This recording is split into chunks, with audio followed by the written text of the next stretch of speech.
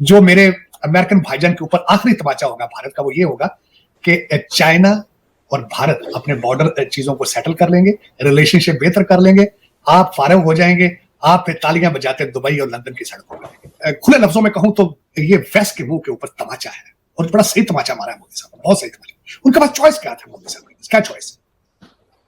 जब अफगानिस्तान से अपने बच्चों की डेड बॉडियां ये उठा के भागे थे तो लोगों ने, दुनिया ने देखा था, वो नजारा दुनिया ने देखा था। आज रेड सी के अंदर होती इनको रोजाना थप्पड़ मारते हैं, दुनिया देखती है।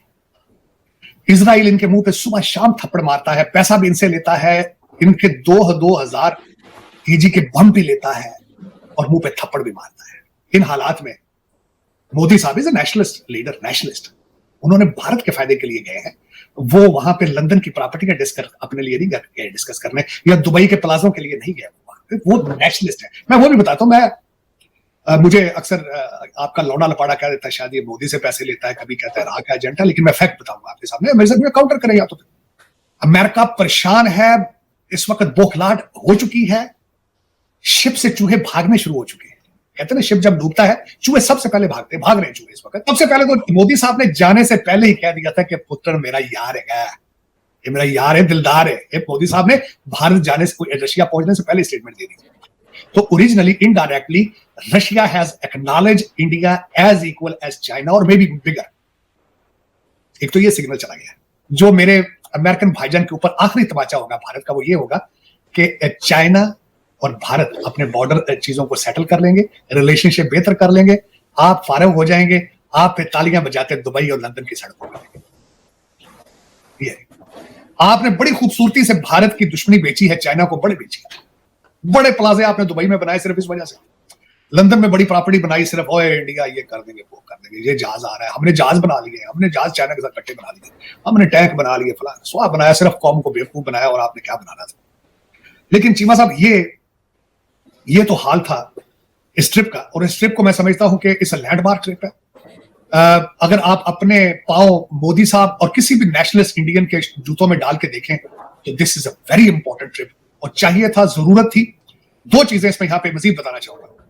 इस वक्त चीमा साहब, रशिया की इकॉनमी आसमान को हाथ लगा रही है। वर्ल्ड बैंक की रिपोर्ट है, ये मेरी रिपोर्ट नहीं, कि फास्टेस्ट ग्रोइंग इकॉनमी आफ्टर आपकी सैंक्शंस अमेरिका ने जो लगाई थी, उसके बाद जितना पैसा उन्होंने बनाया उसकी हद कोई नहीं है। और तीसरा सबसे बड़ी बात है कि भारत की उड़ती हुई इकॉनमी, दो स्ट्रॉन्गेस्ट कंट्रीज आपस में मिल रहे हैं, चाइना के बारे में डिस्कस हो रहा है, और मैं इसको यहीं से स्मेल कर रहा हूं कि India resolving the issues with China in the future.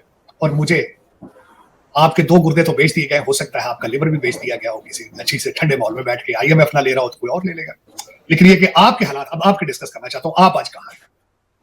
Cheema साहब, इस्लामाबाद के अंदर सेनेट की एक स्टैंडिंग कमेटी है, उसमें सेनेटर सलीम मांडेवाला ने एक रेजोल्यूशन पेश किया है कि इस्लामाबाद क्लब के अंदर दूसरी बीवी और तीसरी बीवी को फ्री मेंबरशिप दी जाए। आपका नेशनल प्रॉब्लम यह है कि दूसरी और तीसरी बीवी को इस्लामाबाद क्लब की मेंबरशिप दें। दूसरा, आपकी हालत, जिसको मैं देख के यहां पे पहले भी सारा दिन परेशान जख्मी होता हूं। सिविल एविएशन का एक डॉक्टर जो PIA के पायलट्स का लाइसेंस देता है, उसको आप खुद अपने कानों से बहरा था, ये आई डिस्कस करें। आप कहते हैं आपकी फ्लाइटें यूरोप में क्यों बैन है, आपकी फ्लाइटें अमेरिका में क्यों बैन है, ये जवाब है उसका कि जो लाइसेंस देने वाली अथॉरिटी का डॉक्टर है वो कानों से बहरा है।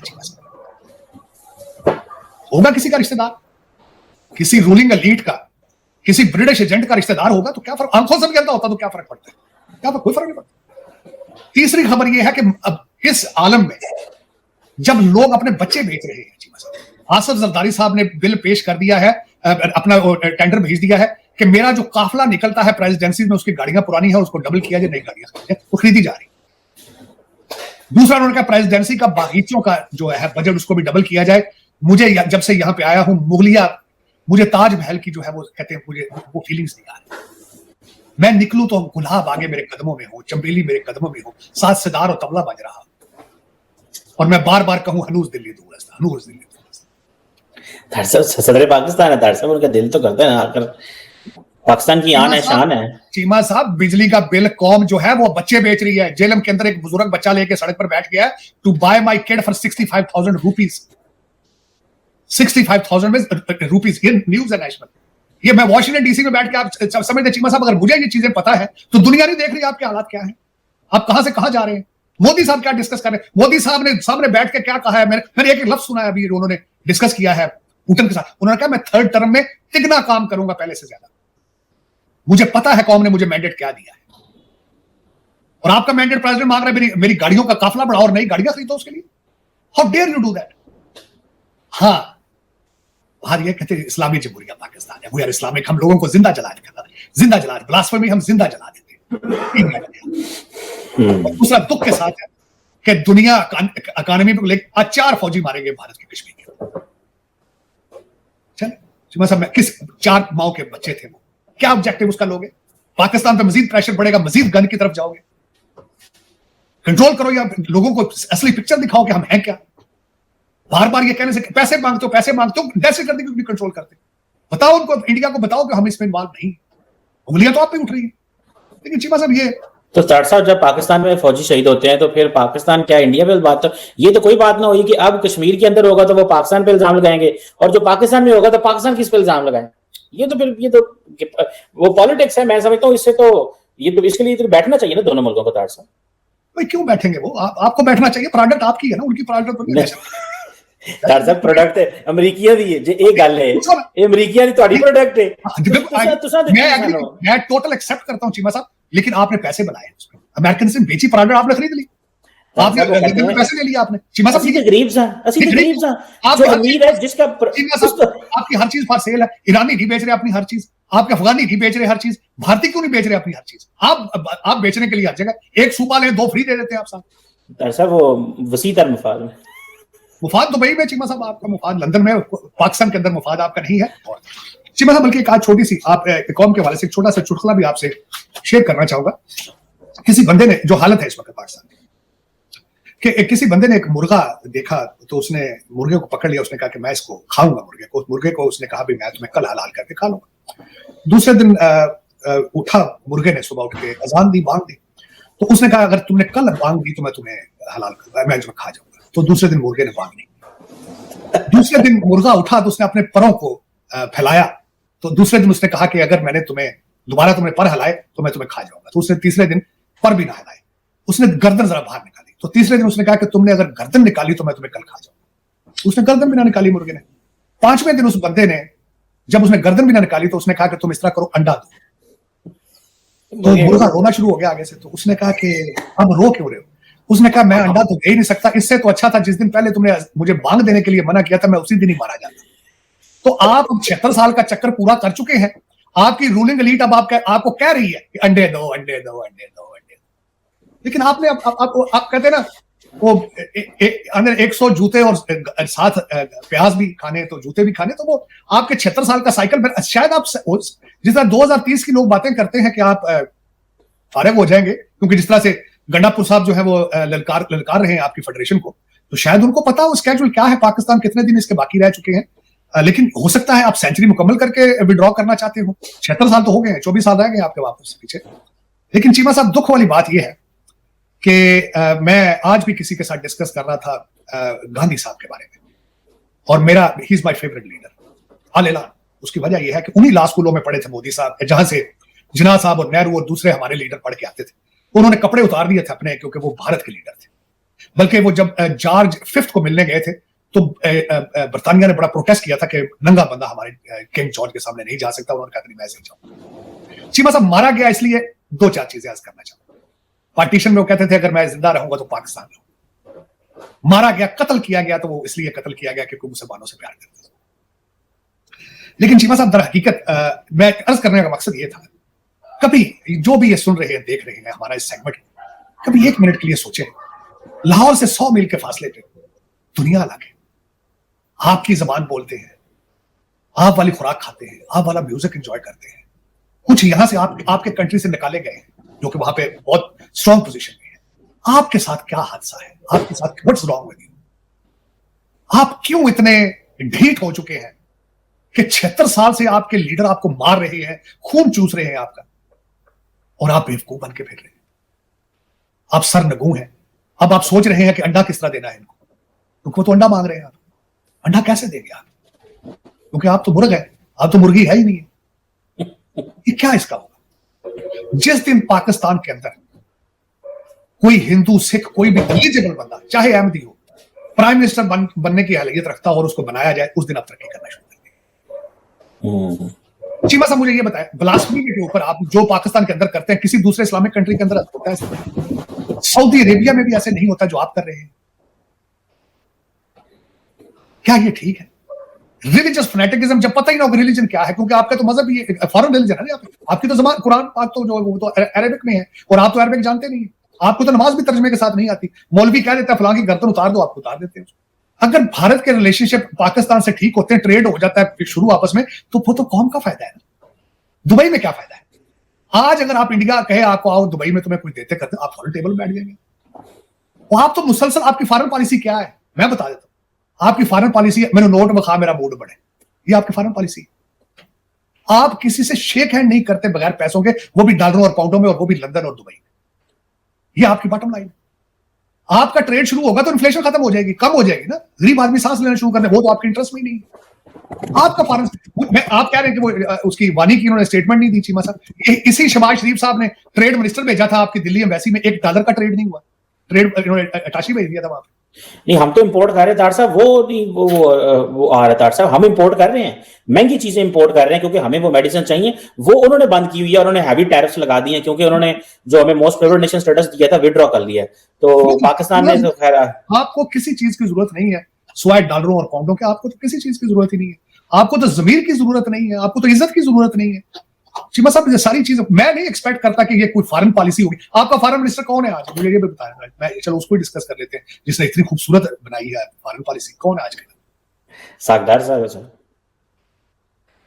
आप खुद ही अंदाजा लगा लेंगे उसकी क्वालिफिकेशन क्या है। वो रिश्तेदार है नवाज शरीफ का, समझी कोई है उसके पास पीएचडी, इंटरनेशनल रिलेशंस की पीएचडी है उसके पास। उनके बारे में तार साहब इंटरनेशनल पॉलिसी के स्पेलिंग पता नहीं पूरे सही आते हैं कि नहीं आते।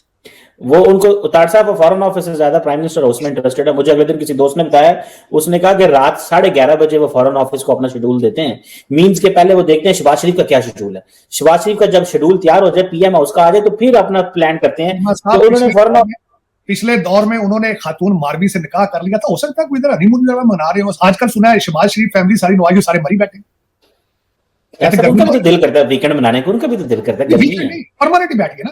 अब वो अच्छा, मैं यहाँ पे कौम को शायद पता ना हो, आपका नया लौड़ा लपाड़ा जो है ना उनको कोई पता नहीं है। मरी और शिमला क्या था, ब्रिटिश लोग जो लंदन से जाके वहां इंडिया पे हुकूमत करते थे, उनको गर्मी लगती थी, वो दो चीजें करते थे। अगस्त के अंदर एक तो अदालतें बंद कर देते थे गर्मी की वजह से, और दूसरा अपने मरकज को शिमला बना लिया जाता था और इस साइड से मरी चले जाते ब्रिटिश रूलर।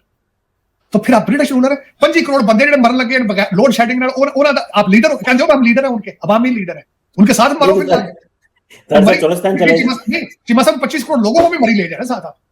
नहीं तो तार साहब अब हुकूमत का काम थोड़ा है कि नाल बंदे लाके मरी टोर जाए। हर बंदे की जितनी इस्तिताअत है, कोई एक साल चला जाता है, कोई दूसरे साल तार साहब चला जाता है। तार साहब इससे कहते हैं कि इमरान खान जिधर जाते थे ना, लोग इनकरेज होते थे टूरिज्म में, तो इसलिए शहबाज शरीफ नवाज शरीफ भी जाते हैं मरी में ताकि लोग टूरिज्म में इनकरेज हों। आपको नहीं लगता साहब ने सिर्फ सुवाए पिशौरी खेड़ी के दूसरी चीज कोई प्रमोट नहीं की, उसने क्या प्रमोट करनी थी? या कड़ियां प्रमोट की जड़ियां बेचता रहे, उन्हें की प्रमोट करता? वो एक अजीब दास्तान है। वो एक और पाकिस्तान को मजीद रेडिकलाइज कर दिया उस बंदे ने। क्या तो तालिबान खान सही कहते हैं कि आज जो पीटीपी कर रही है, आज जो भी सुबह सरहद के अंदर हो रहा है, उसका हीरो तो वही है, देखा जाए। लेकिन चीमा साहब अफसोस है कि मैं जो बात डिस्कस कर रहे थे हम, कि आज मोदी साहब और पुतिन बैठ के रीजन और दुनिया की बातें कर रहे हैं, आप कहां फंसे? इस्लामाबाद क्लब के दूसरी बीवी और तीसरी की मेंबरशिप पे फंसे हैं। देखने वाली बात पुतिन साहब घोड़े दिखा रहे थे मोदी साहब को, अपने जो फार्म, अपना जो अपने जाती घोड़े, बड़ी बात है। पुतिन तार साहब जैसा भी है, लेकिन बंदा टेस्ट आ रहा है तार साहब, वो उसकी चीता मैं बड़ा तो इम्प्रेस जाती तौर पर नेशनलिस्ट, मैं हर उस बंदे से इम्प्रेस हूं जो नेशनलिस्ट होता है, जो अपने कौम और मुल्क के लिए हर चीज दांव पे लगा के उसकी तरक्की की बात करता है। मैं हर उस बंदे से इम्प्रेस हूं, बस देखा जाए। लेकिन चीमा साहब दुख वाली बात, अफसोस वाली बात है, ना पुतिन का घर दुबई में और लंदन में, तो ना मोदी साहब का घर दुबई और लंदन। आप सारे लंदन वासी हैं, ठीक है, 25 करोड़ लोग हैं, उनको एंजॉय करने दें आप। अब मरी ले जाए इनको सबको, अगर जा सकते हैं। आप तो ठंड में बैठे तो ये, लेकिन चीमा साहब दुख वाली बात है। मैंने इसीलिए पूछा, आपने कहा बड़ी अच्छी बात की कि इन्होंने उसको वानी साहब की शहादत को इन्होंने डाउन प्ले किया, तो मैं बड़ा हैरान था। Very wise decision. किसने किया होगा? वो आपने बताया डार साहब, तो मैंने फौरन अरेस्ट माय केस, मैं कैसे स्टार्ट पास। वो बंदा छुट्टी पे गया होगा जो फॉरेन सर्विस वाला, या फिर हो सकता है लंदन शंदन घूमने दुबई गया हो, वरना ये पाकिस्तान इस तरह की अच्छी हरकतें, अच्छी चीजें करने से खा सकते हैं। डॉक्टर साहब, लेकिन भारत को मैसेज तो चला गया है। अब जारी बात है, वो इस मैसेज को रिसीव करते हैं या नहीं करते, या और डिमांड्स वो जिसे कहते हैं ना हाई कर देते हैं, वो अलग बात है। अगर चीमा उन्होंने साहब और डिमांड भारत डॉक्टर साहब हाई की, असली अगले साल हम अगले साल कंडेम कर देंगे कोई बड़ी बात तो भी उनके सेट में कोई ऐसा नहीं। चीमा साहब सबसे बड़ी बात यह है, आपके पास भारत का सही ईमेल एड्रेस ही नहीं, आपकी ईमेल नहीं पहुंच रही, वो सारी की सारी स्पैम में जा रही है, आपकी सारी ईमेल स्पैम में जा रही है, उनको कोई मैसेज नहीं पहुंच रहा क्योंकि आपके पास भारत का सही ईमेल एड्रेस ही मौजूद नहीं। उन्होंने ब्लॉक कर दी डॉक्टर साहब हमारी ईमेल, ब्लॉक भी किए, उन्होंने ब्लॉक भी किए, वो वैसे ही स्पैम में जा रही है सारा कुछ, क्योंकि सिंसेरिटी नहीं आती। लेकिन जब आप पाकिस्तान के लिए सिंसियर नहीं तो भारत के साथ किस तरह सिंसियर होंगे? जब आप पाकिस्तान, कोई पाकिस्तानी चलाने वाला नहीं मिल रहा आपको, पाकिस्तान ही नहीं किसी कुछ सिंसियर होंगे तो तब ना, वो किस तरह करेंगे? पहले मोदी साहब आए थे तो आपने क्या किया था उसके साथ? वो डरे, वो घबराते, वो कहते यार they are not trustworthy party to begin with, ये these are the issues they have, और उस पर किस तरह आप उनको एतमाद में लेंगे, ये this is up to you. लेकिन आप उस पर स्टेप नहीं ले रहे हैं, बिल्कुल मेरे ख्याल में नहीं ले रहे हैं, जो मेरे लिए भी एक काबिल अफसोस है, क्योंकि मैं खुद ये चाहता हूं कि पाकिस्तान भारत के रिलेशनशिप ठीक हो, ट्रेड शुरू हो, पूरे का पूरा रीजन इंप्रूव करे, ना कि सिर्फ भारत अकेला तरक्की करे। ये दिस इज व्हाट माय बिल्कुल रीजन, पूरे का पूरा रीजन जो है वो, बिल्कुल आप सही कह रहे हैं। लेकिन तार साहब आज की जो पंच लाइन है वो यही है कि तार साहब ने ये कहा है कि पाकिस्तान जिधर ईमेल भेजता है वो ईमेल ही नहीं पहुंच रही भारत में, वो स्पैम में चली जा रही है। तो ये जो है ना आज की पंच लाइन है, जबरदस्त। तार साहब क्रिएटिविटी जो है ना माशाल्लाह आप पे खत्म है। Thank you very much sir for. तो दोस्तों जैसे कि आपने क्लिप में देखा कि भाई अगर भारत और चीन और रशिया की अगर दोस्ती हो जाती है, ट्रोकिया बन जाता है मतलब कि इन देशों के बीच, तो भाई अमेरिका का क्या बनेगा? अमेरिका तो छोड़ो भाई साहब, अमेरिका तो अपना गुजारा बसर कर लेगा, लेकिन भाई पाकिस्तान का क्या बनेगा? जो पाकिस्तान जो है, जो खाड़ी देशों को सिक्योरिटी देता हुआ फिर रहा है, ठीक है, उनको ये बात नहीं पता अगर भाई चीन चीन से जो दाना पानी मिलता है, चलो अमेरिका से तो उसको मिल रहा है दाना पानी, लेकिन जो चीन से दाना पानी मिलता है वो तो बंद हो जाएगा भाई पाकिस्तान का। अमेरिका तो चलो, अमेरिका के पास तो भाई साहब बहुत पैसा है, ठीक है भाई साहब, 20 ट्रिलियन 22 23 24 ट्रिलियन की मतलब कि उनकी इकोनॉमी है, और भाई उनका तो भाई बहुत सही चल रहा है, सब कुछ चीज़ चल रही है भाई साहब, तो भाई उनको उनको तो कोई दिक्कत ही नहीं है भाई। पाकिस्तान के पास क्या है? पाकिस्तान के पास तो खुद का $1 बिलियन भी नहीं होगा, $1 बिलियन। जो जो कह रहे हैं ना, अभी दावा कर रहे हैं कि $10 बिलियन हो गया इनके पास में, फॉरेक्स रिजर्व्स पाकिस्तान के पास हो गया, वो भाई हुआ भी होगा ना, तो वो सिर्फ और सिर्फ उनके पास रखने के लिए है, सिर्फ और सिर्फ सऊदी अरेबिया का दिया गया हुआ, ठीक है भाई। सऊदी अरेबिया को मतलब बेच रखे हैं ना अपने परमाणु हथियार इन्होंने, ठीक है भाई। तो सऊदी अरेबिया ने दिया होगा कुछ, और कुछ भाई साहब इनको दिया है भाई, क्या बोलते हैं, अमेरिका ने दिया होगा कुछ, कुछ भाई IMF ने दिया होगा, और भाई कुछ चाइना ने दिया होगा। लेकिन चाइना से दाना पानी बंद हो जाएगा भाई अगर भारत चीन और रशिया की दोस्ती हो जाती है, क्योंकि भाई ब्रिक्स समिट होने वाली है भारत के अंदर।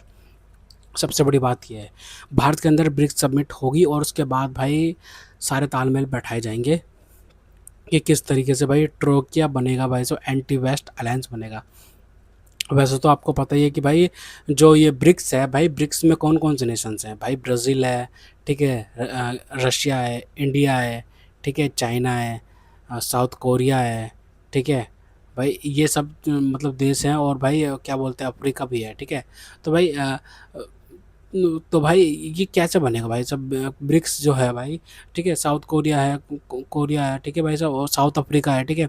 तो भाई तो ये कैसे बनेगा, मतलब कि भाई सब कैसे करेंगे, मतलब कि भाई अमेरिका क्या करेगा भाई? फिर समझ नहीं आता भाई, अमेरिका और पाकिस्तान का फिर बनेगा क्या? ठीक है, अमेरिका पिछले वर्षों में भारत को इंडो पैसिफिक में एक महत्वपूर्ण साझेदार के रूप में देखता रहा है, लेकिन अगर भारत चीन और रूस के साथ भी गहरे रणनीतिक तालमेल हो जाते हैं, तो वॉशिंगटन के लिए भारत को केवल चीन को संतुलित करने वाले देश के रूप में देखना मुश्किल होगा, ठीक है। इसका मतलब ये नहीं है कि भाई अमेरिका हार जाएगा, लेकिन भाई बल्कि उसे अपनी कूटनीति ज़्यादा संतुलित करनी पड़ेगी, मतलब कि भाई मुश्किलों घड़ी तो आएगी।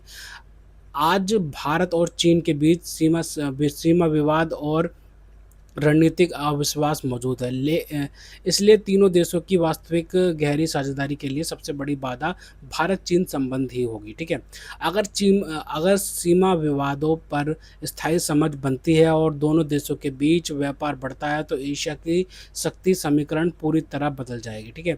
भारत और चीन मिलकर दुनिया की सबसे बड़ी अर्थव्यवस्थाओं में से दो हैं, और रूस ऊर्जा तथा प्राकृतिक संसाधनों का बड़ा स्रोत है, इसलिए इनके बीच मजबूत आर्थिक सहयोग का प्रभाव बहुत बड़ा हो सकता है।